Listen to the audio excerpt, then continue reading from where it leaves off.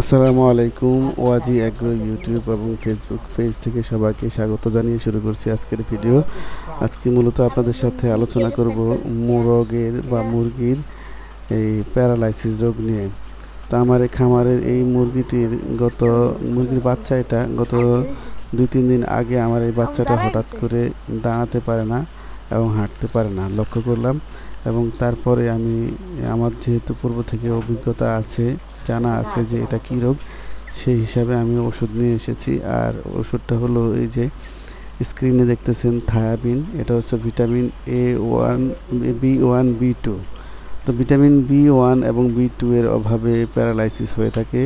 সাধারণত মুরগির বাচ্চা ফোটার 5 দিনের মধ্যে যে অ্যান্টিবায়োটিক সহ যেই কোর্সগুলো করাতে হয়, যেমন লাইসোভিট খাওয়াতে হয়, অ্যামোক্সিসিলিন যেটা অ্যান্টিবায়োটিক সেটা খাওয়াতে হয়, এবং থায়াবিন এই ওষুধটাও খাওয়াতে হয়। তো এগুলা যদি কোর্স ছোটোকালে করা থাকে তাহলে আর বড় হলে দেখা যায় যে প্যারালাইসিস হয় না। তো আমরা আসলে এই মুরগিগুলোকে থায়াবিন না খাওয়ানোর কারণে আমাদের মুরগির বাচ্চাগুলো দেখা গেছে কি বাচ্চাগুলোর মধ্যে এই বাচ্চাটি প্যারালাইসিস হয়েছে। তো যাই হোক, আলহামদুলিল্লাহ এটা আমি আশা করি সেরে যাবে ইনশাআল্লাহ। কারণ হচ্ছে আজকে প্রথম যেদিন আমাদের ধরা পড়েছে সেদিন এটা দাঁড়াতেই পারেনি। সময়ের স্বল্পতার কারণে আপনাদেরকে আমি সেই অবস্থাতে ভিডিওটা দেখাতে পারি নাই। তবে এরপরে আমি সময় পেয়েছি, এরপরে আমি প্রথম দিনই ওষুধ খাইয়েছি এবং আমি প্রথম দিক থেকে চিকিৎসা করা শুরু করে দিয়েছিলাম, কিন্তু সময়ের কারণে আমি ভিডিও করতে পারিনি। তো আজকে 2 দিন ওষুধ প্রয়োগ করার পরে এখন এটা দাঁড়াতে পারে আর হালকা হালকা হাঁটতেও পারে। তো কিন্তু বেশিক্ষণ দাঁড়িয়ে থাকতে পারে না, আবার বসে পড়ে। এই যে এখন দেখেন, এই যে বসে পড়ছে।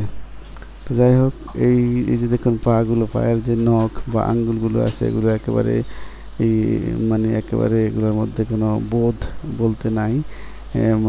গুটাতে পারে না, আঙ্গুলগুলোকে গোছাতে পারে না, একেবারে এরকম দেখেন একটু নির্বোধ হয়ে আছে। তো এই পর্যায়ে থেকে আমরা দেখি ইনশাআল্লাহ ওষুধগুলো খাওয়ানোর পর যদি একেবারে পুরোপুরি সুস্থ হয় তাহলে আপনাদেরকে আবার পুরোপুরি সুস্থতার একটি ভিডিও দিব।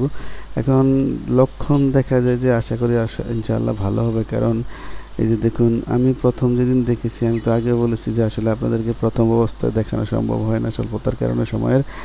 তো এখন দেখতেছি যে দাঁড়াতে পারে। প্রথম দিন তো দাঁড়াতেও পারছিল না, এখন দাঁড়াতে পারে। তো ইনশাআল্লাহ আশা করি ভালো হয়ে যাবে। আপনারা সবাই দোয়া করবেন আমাদের জন্য। এই বলে আজকের জন্য এখানে বিদায় নিচ্ছি। আল্লাহ হাফেজ। আসসালামু আলাইকুম।